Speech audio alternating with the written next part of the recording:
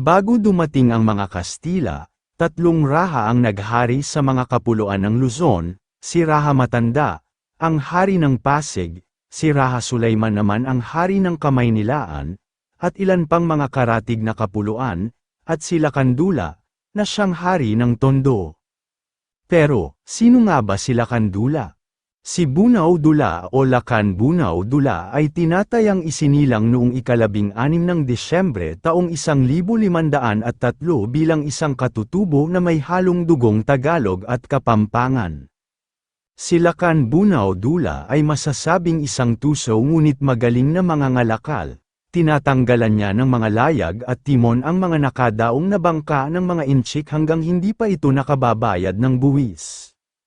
Binibili niya lahat ng kalakal ngunit binabayaran lamang ang kalahati ng kabuuang halaga nito sa kanya babayaran ang kulang na kalahati pagbalik ng mga inchik sa susunod na taon. Si Lakandula ay kinikilala bilang hari ng mga karatig lupain at ang kanyang mga nasasakupan ay nagbabayad sa kanya ng buwis at tapat sa kanya. Ang mga barkong Tsino at Hapones na dumadaong ay nagbabayad ng buwis sa kanya, bago bumaba at makipagkalakalan sa mga tao.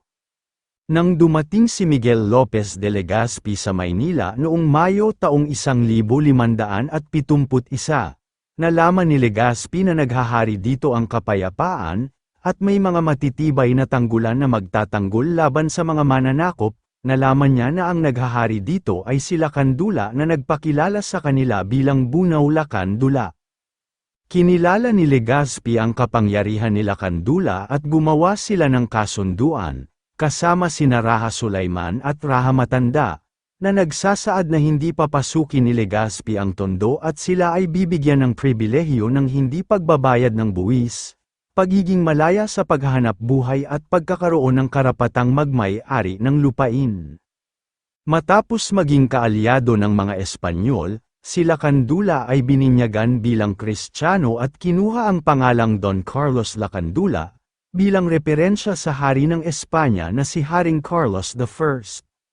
Nang mamatay si Miguel Lopez de Legazpi noong 1572, siya ay pinalitan ni Guido de Lavezares bilang bagong gobernador general ng Pilipinas. Nang palitan ni Guido de Lavezares bilang gobernador general si Legazpi, agad niyang ipinatigil ang pribilehiyong di pagbabayad ng buwis, karapatang magmay-ari ng lupain at ipinag-utos ang sapilitang pagbabayad ng buwis ni Lakandula. Dahil sa ginawang iyon ni Gobernador General de Lavezares, nagalit ng husto si Lakandula. Dahil dito, noong ika-6 ng Nobyembre taong 1574 kasama ni Raha Sulaiman, sila ay nakipaglaban sa mga Kastila sa Maynila. Ang labanang ito ay nakilala sa tawag na, ang pag-aalsa ni Lakandula, o, ang pag-aalsa ni Sulaiman. Upang matapos ang labanan sa pagitan ng mga Espanyol at ni Lakandula at Sulaiman, ipinadala ni Gobernador General de Lavezares ang kanyang mga emisaryo na sina Juan de Salcedo at Martin de Goiti upang makipagnegosasyon. Tinanggap ito ni Lakandula, subalit, nanatiling lumalaban sa mga Espanyol si Sulaiman. Sa kasamaang palad, sa di malamang dahilan, namatay siya noong 1575, 3 taon matapos mamatay ni Raha Matanda na naitalang namatay noong 1572. Kahit na namatay na si Lakandula, ipinagpatuloy pa rin ng kanyang anak na si Magat Salamat noong 1587 ang pakikipaglaban nito sa mga Espanyol. Bilang pagkilala sa kanyang kabayanihan, isinunod sa kanyang pangalan ang isa sa mga pandekurasyong titulo, ang Order of Lakandula. Isinunod rin sa kanyang pangalan ang isang barangay sa lungsod ng Mabalacat sa lalawigan ng Pampanga. Ipinangalan naman sa kanya ang isang mababang paaralan sa Mabalacat, Pampanga at isang mataas na paaralan sa Tondo, Manila. Ipinangalan rin sa kanya ang isang kalye sa lungsod ng Baguio. Gayun din ang isang Edsel-class destroyer escort ng Philippine Navy na mula sa Estados Unidos, ang BRP Raha Lakandula. Kung kayo ay aking tatanungin, anong masasabi ninyo sa talambuhay na ito, mag-comment lang.